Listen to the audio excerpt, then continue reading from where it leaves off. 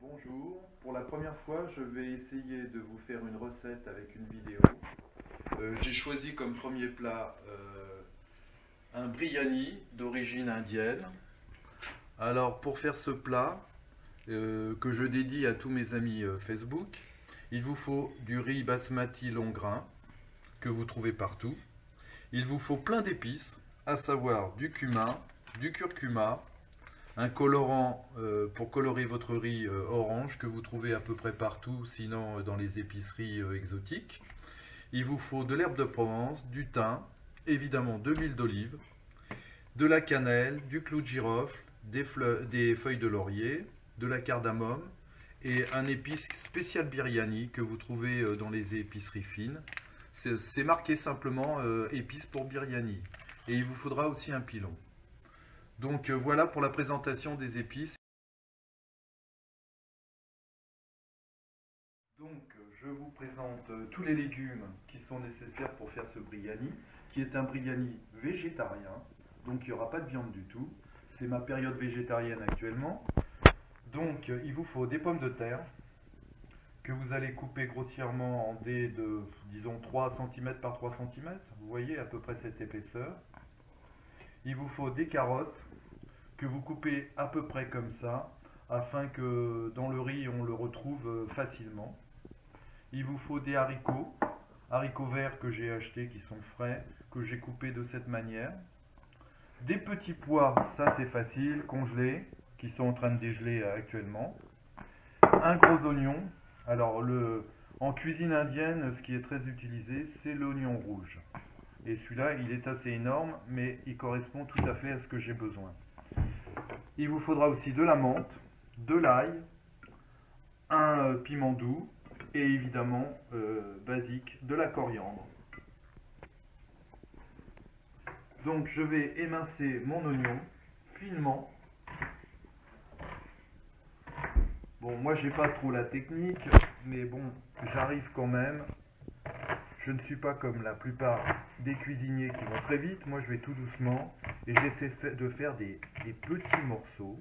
Donc je coupe en plusieurs fois. Pour la suite de ma recette, vous prenez une poêle anti-adhésive. Là j'ai pris une poêle moyenne. Évidemment l'huile basique, de l'huile d'olive. J'en mets peu comme ça. Je vais faire frire. Donc je vous présente. Là les petits pois, on n'y touche pas, ça reste comme ça. Là, j'ai oublié de vous dire tout à l'heure, les pommes de terre coupées en morceaux comme ceci. À l'intérieur, ça trempe dans de l'eau avec du curcuma et du colorant. Alors, ce que j'ai oublié de vous dire, c'est que ce colorant, vous mettez dans l'eau, mais il faut en mettre très très peu parce que ça colore énormément. Donc là, ça trempe comme ça depuis un quart d'heure, 20 minutes. C'est pour donner de la couleur à ma pomme de terre. Et là, je fais donc chauffer ma poêle.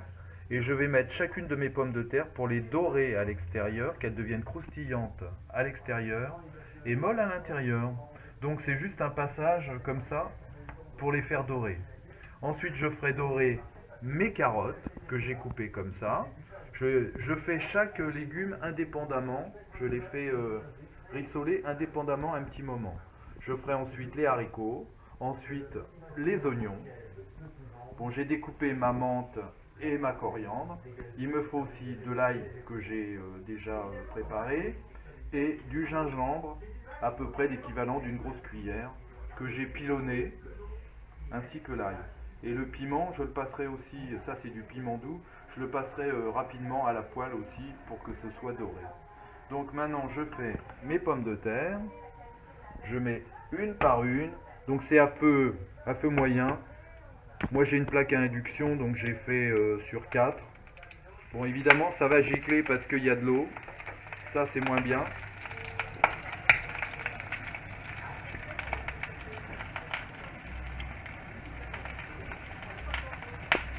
Je garde l'eau de mes pommes de terre car j'utiliserai cette eau plus tard pour mon riz.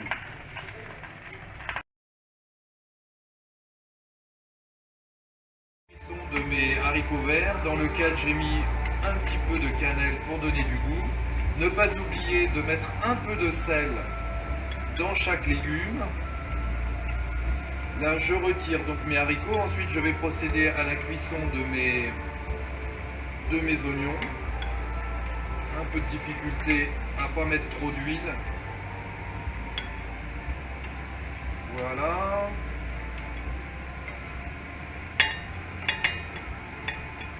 Maintenant, je prends mes oignons que je vais faire frire.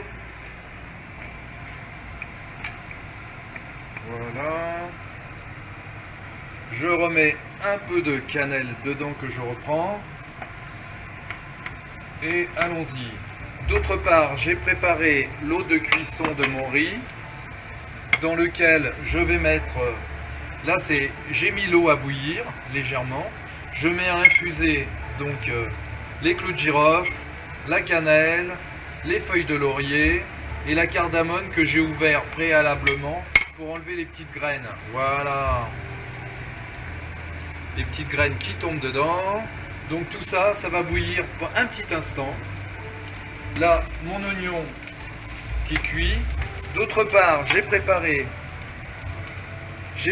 mon riz. Là, je rajoute un peu d'huile. Là, c'est de l'huile normale. Les oignons, la cuisson va durer assez longtemps. Je sale un petit peu mes oignons. D'autre part, pendant ce temps-là, j'ai préparé mon riz, je l'ai lavé. Donc voilà, j'ai pris l'autocuiseur, j'ai pris la gamelle de l'autocuiseur. J'ai lavé 3 ou 4 fois mon riz pour enlever l'amidon. Là, maintenant, je laisse reposer pendant une quinzaine de minutes mon riz. Ça va lui permettre de se gonfler déjà un petit peu. Donc là, c'est en attente. Pendant que ça bout, une fois que ça bout, je vais mettre dedans mon riz après l'avoir préalablement égoutté. Donc je fais la cuisson de mes oignons. En cuisine indienne, on utilise beaucoup d'huile. Là, j'essaie de limiter un peu l'huile. J'essaie de réduire mes oignons afin qu'ils deviennent craquants. Alors si vous êtes pressé, vous pouvez utiliser des oignons qui sont vendus frits déjà en grande surface.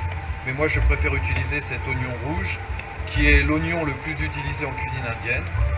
De l'autre côté, j'ai mon eau qui bout. Maintenant, je vais égoutter mon riz et le mettre à cuire dans la casserole. Là, j'égoutte mon riz.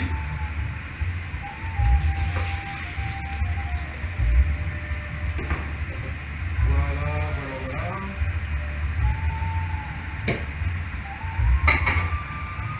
Donc, je vais mettre mon riz à cuire.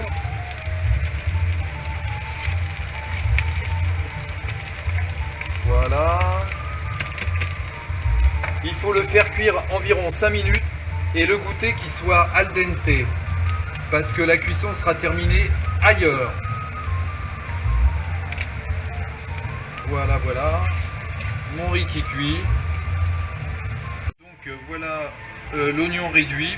Pas encore tout à fait comme je voudrais, mais déjà vous pouvez voir qu'il a diminué de volume et que la couleur devient dorée. De l'autre côté, vous pouvez voir mon riz qui est en train de cuire. Ça va faire à peu près 5 minutes. Là, je vais goûter le riz. Il faut qu'il reste al dente.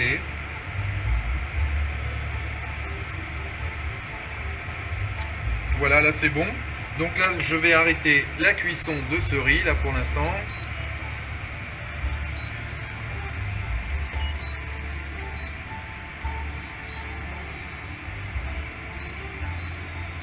Voilà, je prends mon riz, je vais l'égoutter. Voilà.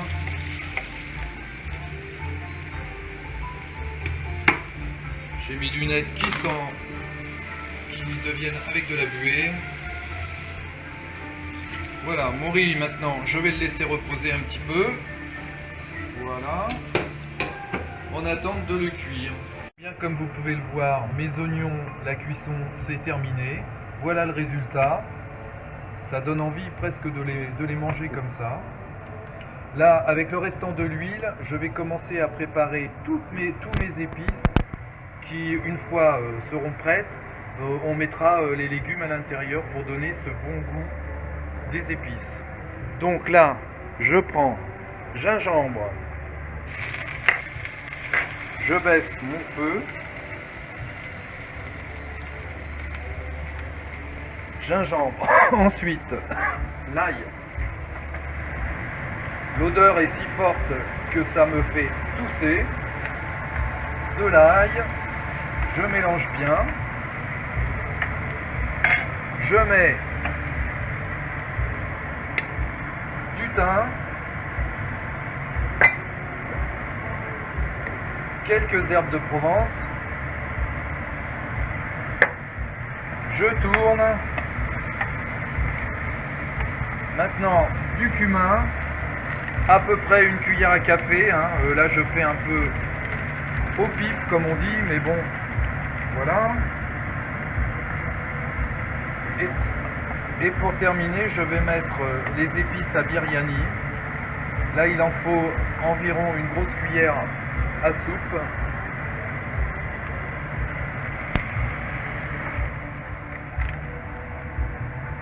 Voilà.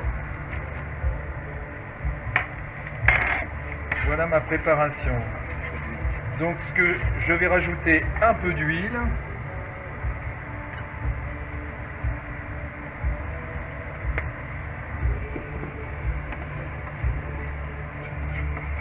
Voilà. Une bonne odeur d'épices monte jusqu'aux narines. Je laisse comme ça mijoter un petit peu. Ça va donner de la couleur. Alors ce que je voulais vous dire, c'est que dans les épices à biryani, voilà ce qu'il y a. Voilà la boîte que j'ai achetée. À l'intérieur, il y a du cumin, du piment, girofle, ail, gingembre, cannelle, cardamome, sel et poivre. Voilà, ma sauce d'épices est terminée. Un doux parfum me monte au nez de mes épices. J'arrête mon feu. Et je vais commencer à apporter cette bonne saveur sur mes pommes de terre. Voilà, tout doucement, je racle mon parfum. Voilà. J'essaie de ne pas gâcher et d'amener tout dans mon bol. Voilà, je mélange les pommes de terre à mes épices. Tout doucement, voilà. Ça va bien pénétrer mes pommes de terre. Voilà. Maintenant, je prends les carottes. Je rajoute mes carottes. Et je mélange aussi afin que tout le parfum s'imprègne de mes légumes avec cette saveur d'épices. Voilà. Et pour terminer, je vais rajouter les haricots et le piment doux.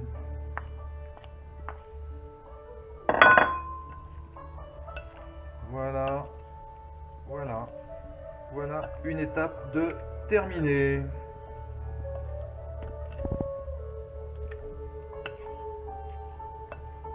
Alors je continue ma recette. Là j'ai un autocuiseur à riz, ce qui est pour moi le plus simple, mais vous pouvez aussi utiliser une casserole, il n'y a pas de problème. Donc je prends mon riz déjà pré-cuit, je vais faire une première couche de riz, j'étale, je mets ensuite une couche de légumes, voilà.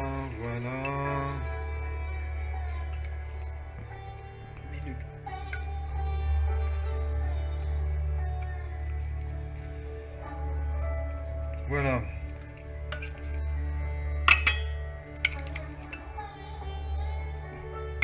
C'est pas joli ça?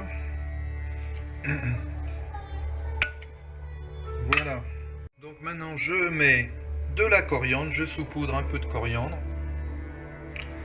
Alors faut pas hésiter à avoir la main lourde, aussi bien dans les épices que dans les feuilles aromatiques. Je mets aussi de la menthe que je disperse bien là, voilà. Je rajoute mes petits pois, oh que c'est joli.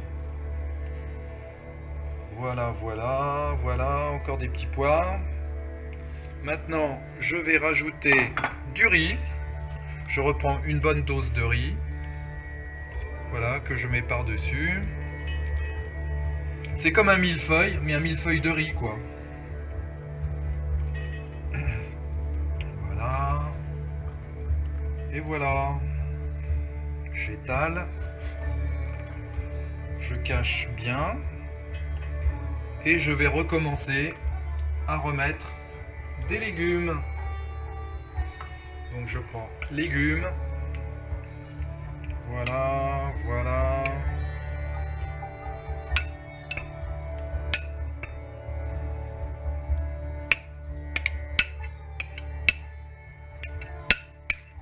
J'en suis à la deuxième couche.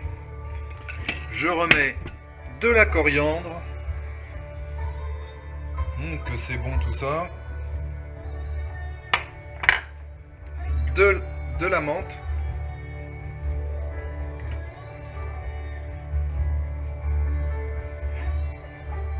Et mes petits pois.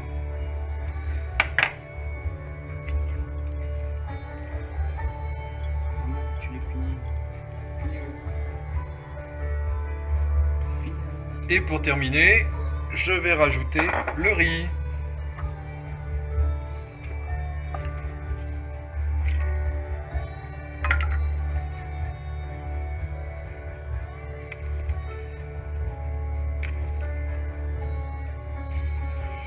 Il faut dire que ma gamelle de riz n'est pas très grosse. C'est 3 personnes maximum. Pour 3-4 personnes maximum. Voilà. Donc maintenant il n'y aura plus qu'à passer à la cuisson. Donc voilà, mon millefeuille de riz est prêt. Mais comme le riz n'est pas tout à fait cuit, la cuisson n'est pas terminée, il va falloir que je rajoute de l'eau. J'avais utilisé comme récipient de base ce petit bol là. J'avais mis 3 bols comme ceci de riz. Et pour terminer la cuisson, je vais mettre 1,5 bol d'eau pour terminer la cuisson du riz. Donc délicatement, je rajoute l'eau. Voilà. Donc 1,5 à peu près. Voilà. Et pour donner une bonne couleur, mais je veux pas que mon riz soit totalement rouge ou orangé, je vais faire un riz marbré. Et pour faire un riz marbré, je vais mettre en quelques endroits ce colorant. Je mets un peu là, un peu ici, ce qui fera que j'aurai une couleur du blanc et plusieurs couleurs, du blanc et de l'orange ou du rouge. Voilà. Voilà. Maintenant, je mets l'oignon, je tapisse l'oignon sur le dessus. Mon oignon, tout doucement. Voilà.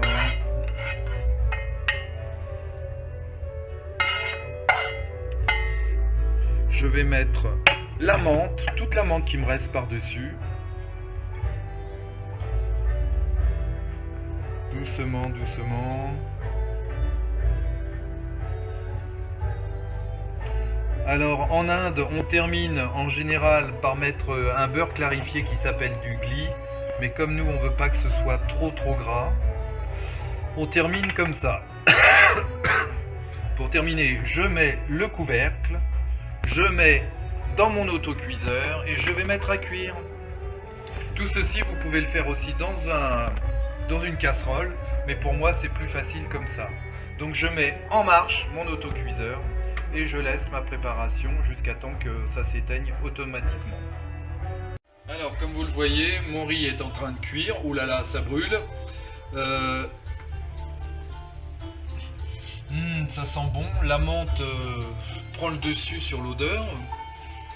La saveur menthe.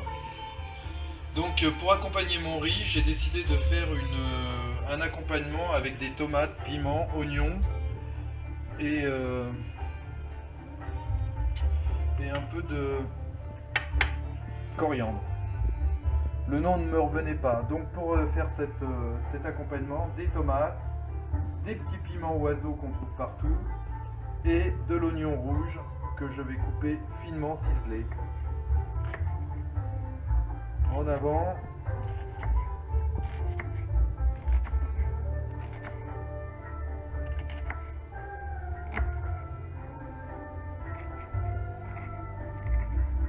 Évidemment, j'ai pas la technique des grands chefs. je fais à ma façon. Un peu de peau là. J'enlève ça.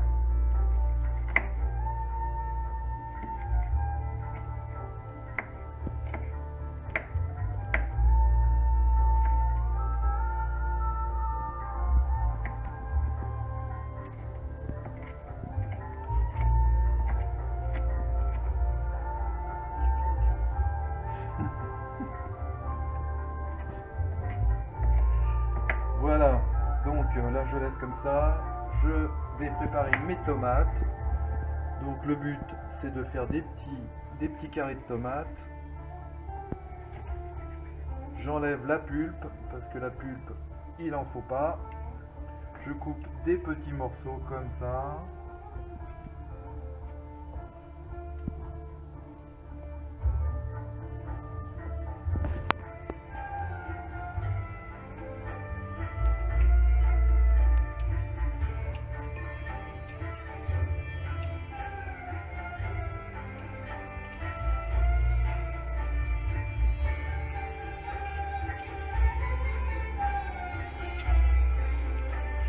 Mes tomates ne sont pas très mûres, hélas.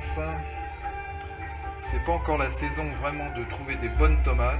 Ça va venir. Là, ce sont des tomates grappes achetées au marché samedi dernier. Je fais des petits morceaux.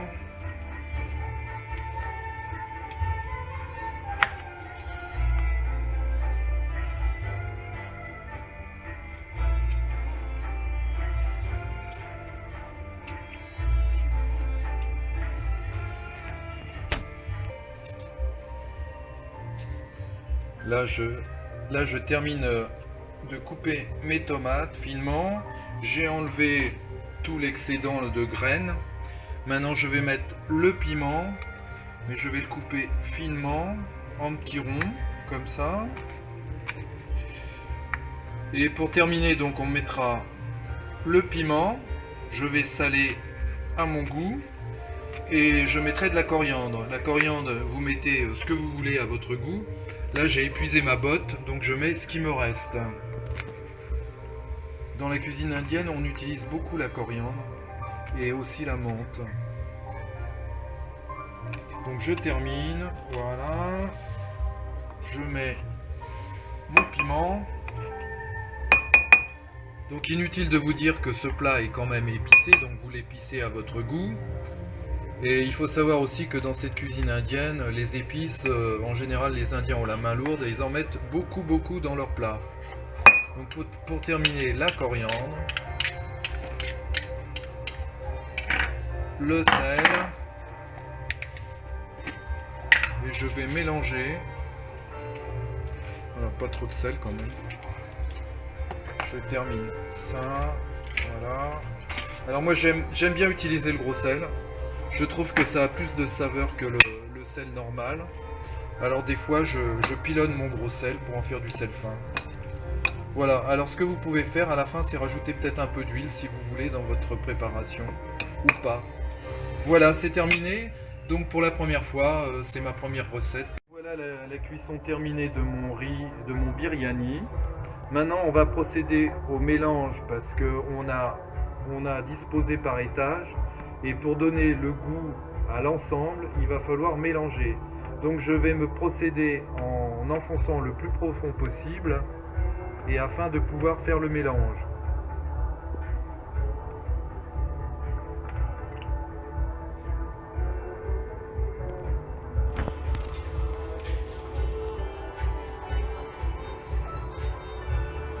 Alors je creuse dans mon plat et je creuse dans, voilà, je dispose,